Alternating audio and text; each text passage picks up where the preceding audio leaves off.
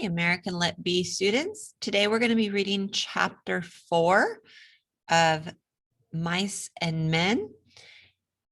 And you should have your book with you and be following along with me. We are on page 66. And I'm going to make it larger so you can see it better. And you should be following along with me and answering questions while I read, and also looking for those quotes that you want to add to your dialectical journal. Crooks the Negro stable buck had his bunk in the harness room, a little shed that leaned off the wall of the barn. On one side of the little room, there was a square 4-paned window, and on the other, a narrow plank door leading into the barn.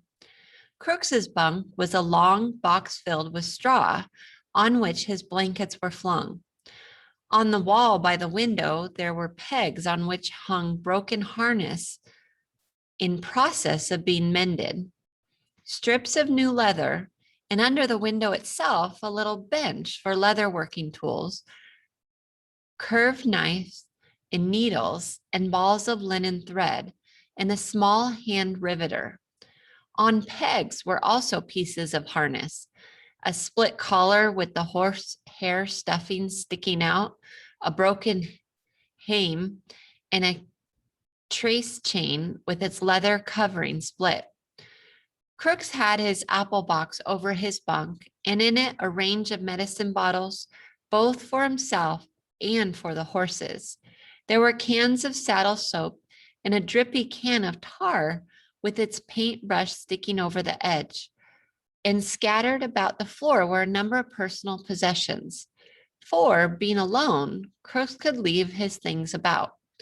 And being a stable buck and a cripple, he was more permanent than the other men, and he had accumulated more possessions than he could carry on his back.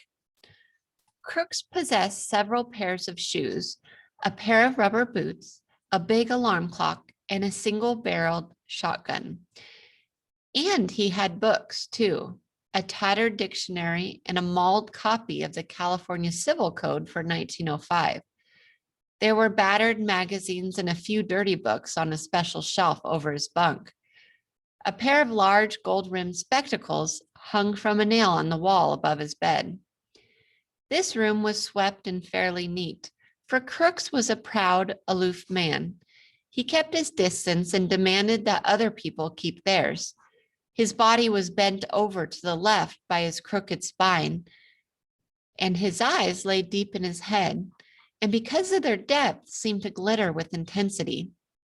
His lean face was lined with deep black wrinkles, and he had thin, pain-tightened lips, which were lighter than his face.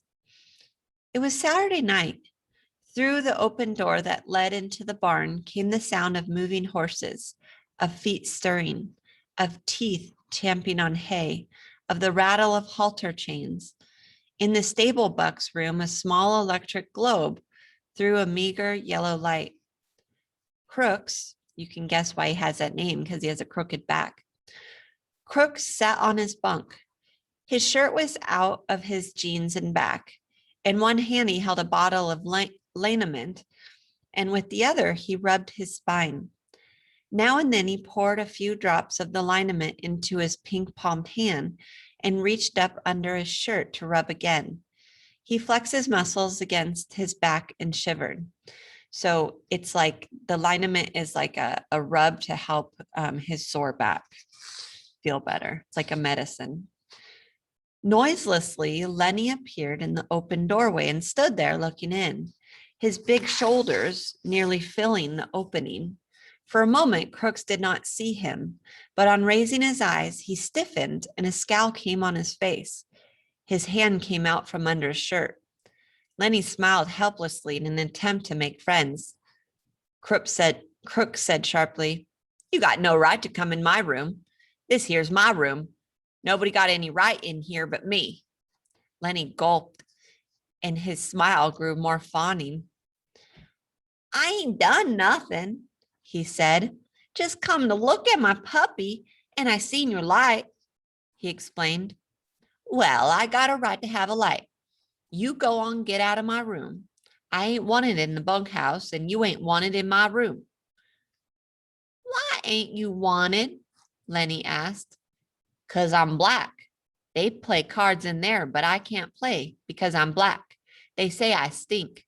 Well, I tell you, all of you stink to me. Lenny flapped his big hands helplessly. Everybody went into town, he said. Slim and George and everybody. George says I gotta stay here and not get in no trouble. I seen your light. Well, what do you want?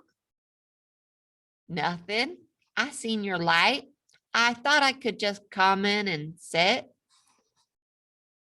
Crooks stared at Lenny, and he reached behind him and took down the spectacles and adjusted them over his pink ears and stared again.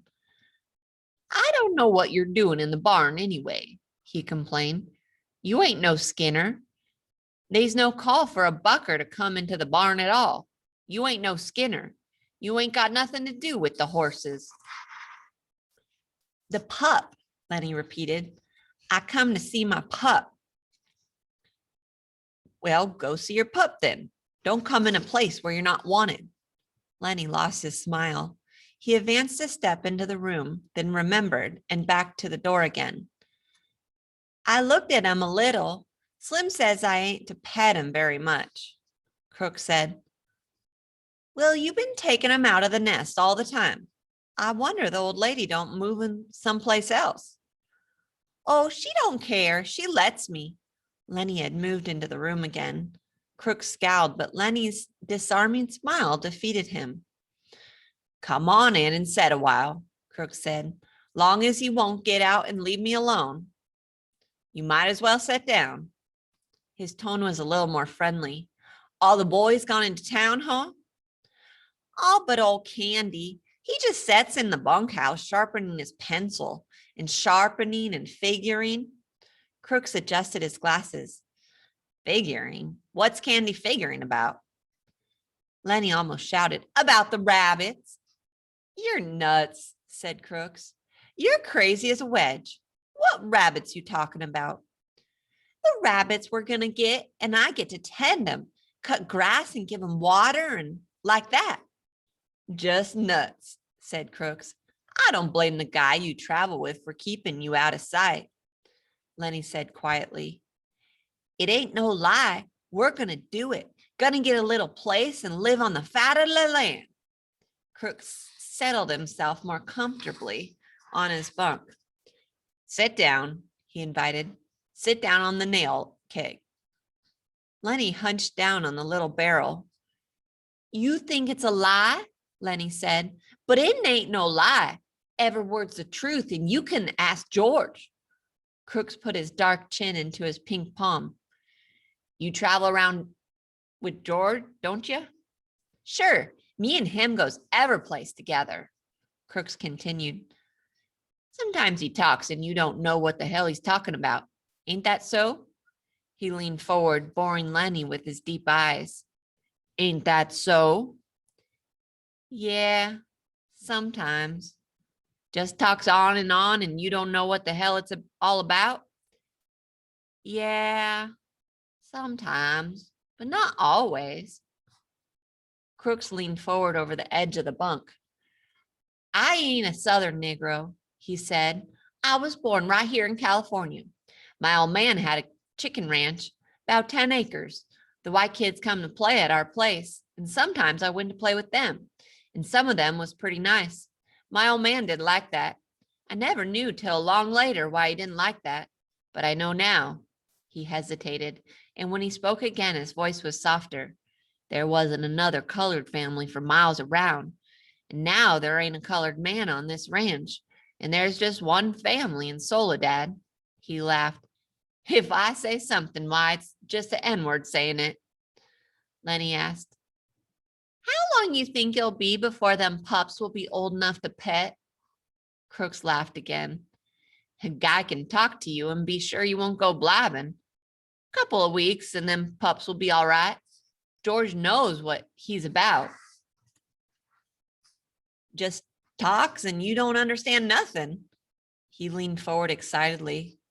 This is just an N-word talking and a busted back N-word. So don't mean nothing, see? You couldn't remember it anyways. I seen it over and over, a guy talking to another guy, and it don't make no difference if you don't hear or understand. The thing is they're talking, or they're sitting still not talking. Don't make no difference. No difference. His excitement had increased until he pounded his knee with his hand. George can tell you screwy things and it don't matter. He's just the talking. He's just being with another guy, that's all. He paused. His voice grew soft and persuasive. Suppose George don't come back no more. Suppose he took a powder and just ain't coming back. What'd you do then? Lenny's attention came gradually to what had been said. What? He demanded. I said, suppose George went into town tonight and you never heard of him no more. Crooks pressed forward some kind of private victory. Just suppose that, he repeated. He won't do it, Lenny cried. George wouldn't do nothing like that. I've been with George a long time. He'll come back tonight. But the doubt was too much for him. Don't you think he will? Crooks's face lighted with pleasure in his torture. Nobody can tell what a guy'll do, he observed calmly. Let's say he wants to come back and can't. Suppose he gets killed or hurt, so he can't come back. Lenny struggled to understand. George won't do nothing like that, he repeated. George is careful. He won't get hurt. He ain't never been hurt because he's careful. Well, just suppose he don't come back. What you do then? Lenny's face wrinkled with apprehension. I don't know. Say, what you doing anyways? He cried. This ain't true. George ain't got hurt. Crooks bored in on him. Want me to tell you what'll happen? They'll take you to the booby hatch. They'll tie you up with a collar like a dog. Suddenly, Lenny's eyes centered and grew quiet and mad. He stood up and walked dangerously toward Crooks. Who hurt George? He demanded. Crooks saw the danger as it approached him. He edged back on his bunk to get out of the way of it. I was just supposing, he said. George ain't hurt. He's all right. He'll be back all right. Lenny stood over him. What you supposing for? Ain't nobody gonna suppose no hurt to George. Crooks removed his glasses and wiped his eyes with his fingers. Just sit down, he said. George ain't hurt. Lenny growled back to his seat on the nail keg. Ain't nobody gonna talk to no hurt to George, he grumbled. Crooks said gently, maybe you can see now. You got George. You know he's gonna come back. Suppose you didn't have nobody. Suppose you couldn't go into the bunkhouse and play rummy because you was black. How you like that? Suppose you had to sit out here and read books. Sure, you could play horseshoes till it got dark, but then you got to read books. Books ain't no good. A guy needs somebody to be near him, he whined. A guy goes nuts if he ain't got nobody. Don't make no difference who the guy is, long as he's with you. I tell you, a guy gets too lonely and he gets sick. I didn't turn the page because I like this quote, so I'm going to put a little line there. It's on page 72. I feel sorry for Crooks being all alone. George gonna come back, Lenny reassured himself in a frightened voice. Maybe George come back already. Maybe I better go see. Crooks said, I didn't mean to scare you. He'll come back. I was just talking about myself. A guy sits alone out here at night, maybe reading books or thinking or stuff like that. Sometimes he gets thinking and he got nothing to tell him what's so and what's ain't so. Maybe if he sees something, he don't know whether it's right or not. He can't turn to some other guy and ask him if he sees it too. He can't tell. He got nothing to measure by. I seen things out here. I wasn't drunk. I don't know if I was asleep. If some guy was with me, he could tell me I was asleep and then I would be all right. But I just don't know. Crooks was looking across the room now, looking toward the window. Lenny said miserably, George won't go away and leave me. I know George won't do that. The stable buck went on dreamily. I remember when I was a little kid in my old man's chicken ranch. Had two brothers. They was always near me, always there. Used to sleep right in the same room, right in the same bed, all three. Had a strawberry patch, had an alfalfa patch. Used to turn the chickens out in the alfalfa on a Sunday morning. My brother sat on a fence rail and watch 'em. White chickens they was. Gradually, Lenny's interest came around to what was being said. George says we're going to have alfalfa for the rabbits. What rabbits? We're going to have rabbits in a berry patch. You're nuts. We are too. You ask George. You're nuts. Crooks was scornful. I seen hundreds of men come by on the road and on the ranches with their bindles on their backs and at the same damn thing on their heads. Hundreds of them. They come in, they quit and go on. And every damn one of them's got a little piece of land in his head. And never a goddamn one of them ever gets it. Just like heaven. Everybody wants a little piece of land. I read plenty of books out here. Nobody ever gets to heaven and nobody gets no land. It's just in their head. They're all the time talking about it, but it's just in their head. He paused and looked toward the open door, for the horses were moving restlessly and the halter chains clinked. A horse whinnied. I guess somebody's out there, Crooks said. Maybe Slim. Slim comes in sometimes 2, 3 times a night. Slim's a real skinner. He looks out for his team. He pulled himself painfully upright and moved toward the door.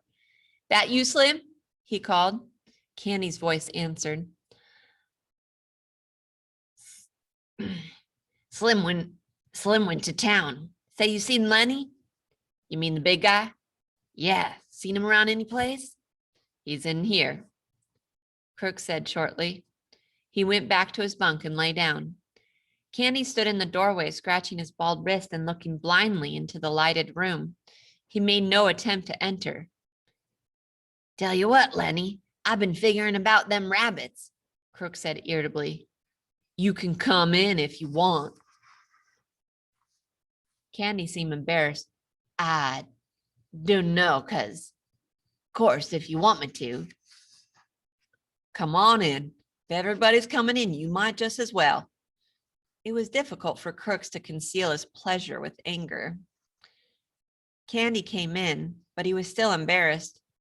You got a nice, cozy little place in here, he said to Crooks. Must be nice to have a room all to yourself this way. Sure, said Crooks. And a manure pile under the window. Sure, it's swell. Lenny broke in. You said about them rabbits? Candy leaned against the wall beside the broken collar while he scratched the wrist stump. I've been here a long time, he said, and Crooks been here a long time. This is the first time I ever been in his room. Crooks said darkly, guys don't come into a colored man's room very much. Nobody been in here but Slim. Slim and the boss. Candy quickly changed the subject. Slim's as good a skinner as I've ever seen. Candy leaned toward the old swamper. About them rabbits. About them rabbits, he insisted. Candy smiled. I got it figured out. We can make some money on them rabbits if we go about it right. But I get to tend them, Lenny broke in. George says I get to tend them. He promised. Crooks interrupted brutally. You guys are just kidding yourselves. You'll talk about it a hell of a lot, but you won't get no land. You'll be a swamper here till they take you out in a box. Hell, I seen too many guys. Lenny here'll quit and be on the road in 2-3 weeks. Seemed like every guy got land in his head. Candy rubbed his cheek angrily. You goddamn right we're gonna get it. George says we are. We got the money right now. Yeah, said Crooks. And where's George now? In town in a whorehouse. That's where your money's going. Jesus, I seen it happen too many times. I seen too many guys with land in their head. They never get none under their hand. Candy cried. This is another good point. Another good quote where he's saying that people often come into the farm and they have the same dream, but many of them don't actually get to realize that dream. They just spend their money on frivolous things. Candy cried, sure, they all want it. Everybody wants a little bit of land, not much, just something that was his, something he could live on, and there couldn't nobody throw him off of it. I never had none. I planted crops for damn near everybody in this state, but they wasn't my crops. And when I harvested them, it wasn't none of my harvest. But we gonna do it now. And don't make no mistake about it. George ain't got the money in town. That money's in the bank. Me and Lenny and George, we gonna have a room to ourselves. We're gonna have a dog and rabbits and chickens. We're gonna have green corn and maybe a cow or a goat. He stopped, overwhelmed with his picture. Crooks asked, you say you got the money? Damn right. We got most of it, just a little bit more to get. Have it all in 1 month. George got the land all picked out too. Crooks reached around and explored his spine with his hand. I never seen a guy really do it, he said. I seen guys nearly crazy with loneliness for land. But every time a whorehouse or a blackjack game took what it takes. He hesitated. If you guys would want a hand to work for nothing, just as keep, why I'd come and lend a hand. I ain't so crippled I can't work like a son of a bitch if I want to.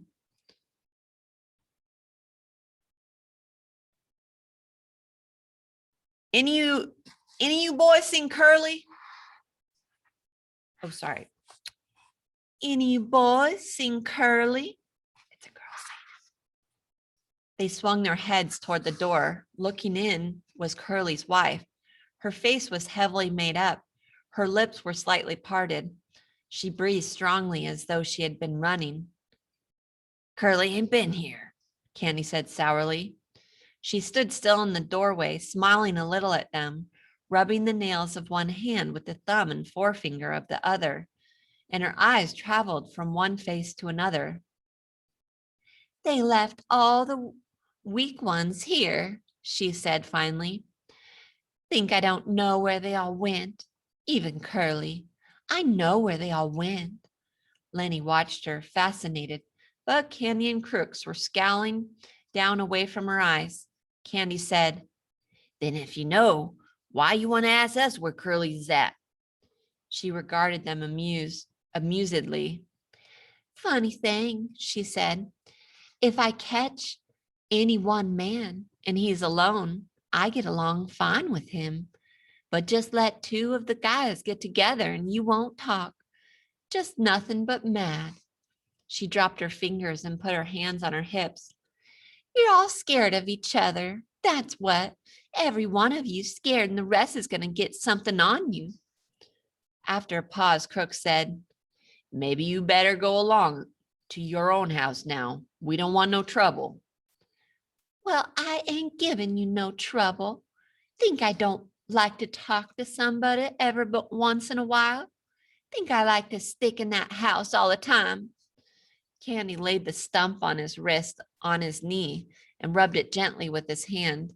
He said accusingly, you got a husband. You got no call fooling around with other guys causing trouble. The girl flared up. Sure, I got a husband. You all seen him. Swell guy, ain't he? Spends all his time saying what he's gonna do to guys he don't like, and he don't like nobody. Think I'm gonna stay in that 2x4 house and listen how Curly's gonna lead with his left twitch and then bring on the old right cross. 1-2, he says, just the old 1-2 and he'll go down. She paused and her face lost its sullenness and grew interested. Say, what happened to Curly's hand? There was an embarrassed silence.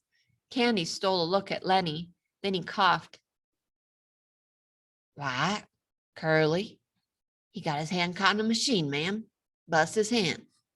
She watched for a moment and then she laughed. Baloney. What do you think you're selling me? Curly started something he didn't finish. Caught in the machine. Baloney. Why, he ain't give nobody the good old 1-2 since he got his hand bust. Who bust him? Candy repeated sullenly. Got it caught in a machine. All right, she said contemptuously. All right, cover him up if you wanna. What do I care? You bindle buns think you're so damn good. What do you think I am, a kid? I tell you, I could have went with shows. Not just one neither. And a guy told me he could put me in pictures. She was breathless with indignation. Saturday night, everybody out doing something.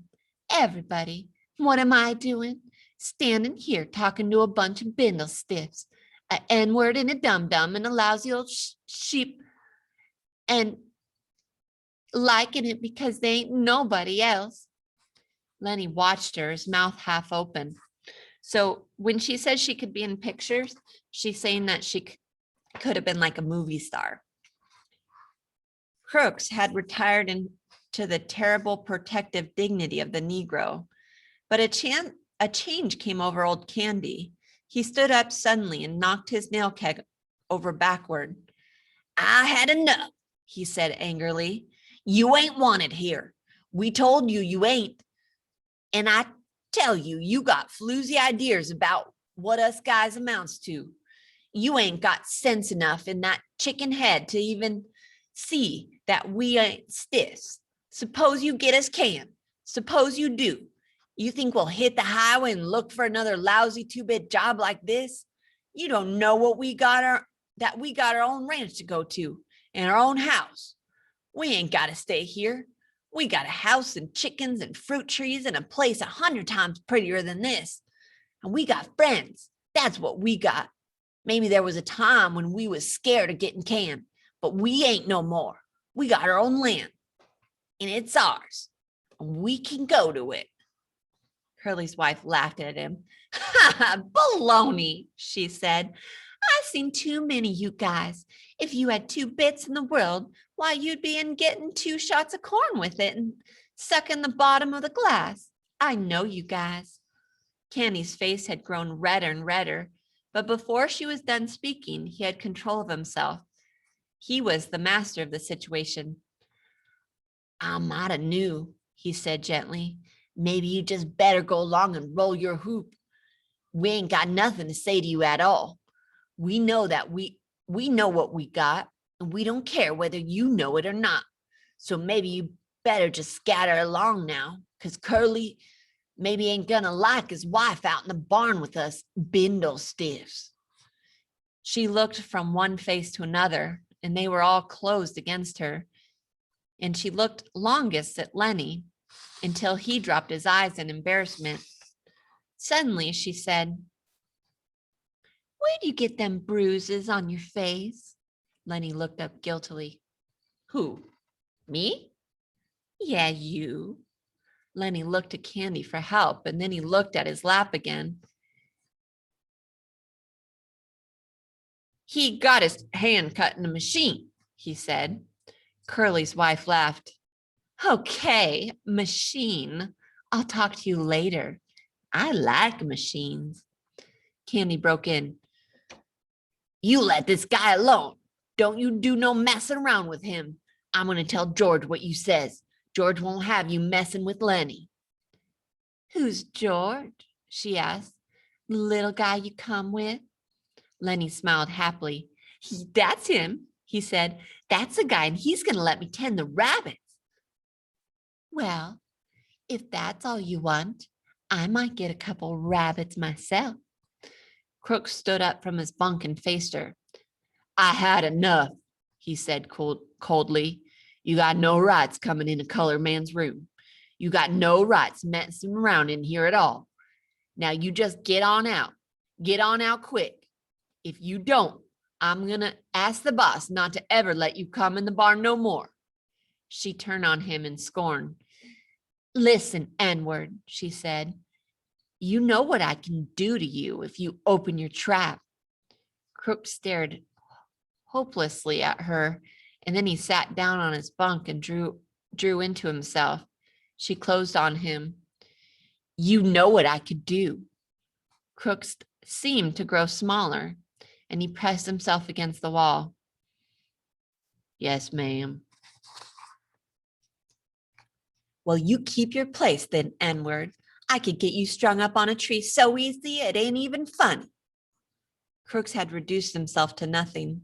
There was no personality, no ego, nothing to arouse either like or dislike. He said, yes, ma'am, and his voice was toneless. So he tries to stand up for himself, and she says basically that she could accuse him of rape and he would be lynched if she accused him of rape. So he would be killed. For a moment, she stood over him as though waiting for him to move so that she could whip at him again. But Crooks sat perfectly still, his eyes averted. Everything that might be hurt drawn in. She turned at last to the other two. Old Candy was watching her, fascinated. If you was to do that, we'd tell, he said quietly. We'd tell about you framing crooks. Tell and be damned, she cried. Nobody'll listen to you. And you know it. Nobody'll listen to you. Candy subsided. No, he agreed. Nobody'll listen to us. Lenny whined. I wish George was here. I wish George was here. Candy stepped over to him. Don't you worry none, he said. I just heard the guys coming in. George will be in the bunkhouse right now, I bet. He turned to Curly's wife. You better go home now, he said quietly. If you go right now, we won't tell Curly you was here. She appraised him coolly. I ain't sure you heard nothing. Better not take no chances, he said. If you ain't sure, you better take the safe way. She turned to Lenny. I'm glad you bust up Curly a little bit. He got it coming to him. Sometimes I'd like to bust him myself. She slipped out the door and disappeared into the dark barn.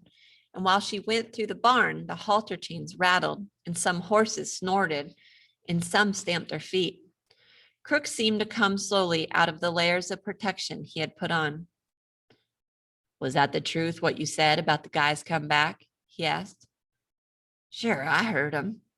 Well, I didn't hear nothing. The gate banged, Candy said, and he went on. Jesus Christ, Curly's wife can move quiet. I guess she had a lot of practice, though. Crooks avoided the whole subject now. Maybe you guys better go, he said. I ain't sure I want you in here no more. Colored man got to have some rights, even if he don't like them, Candy said. That bitch did not have said that to you.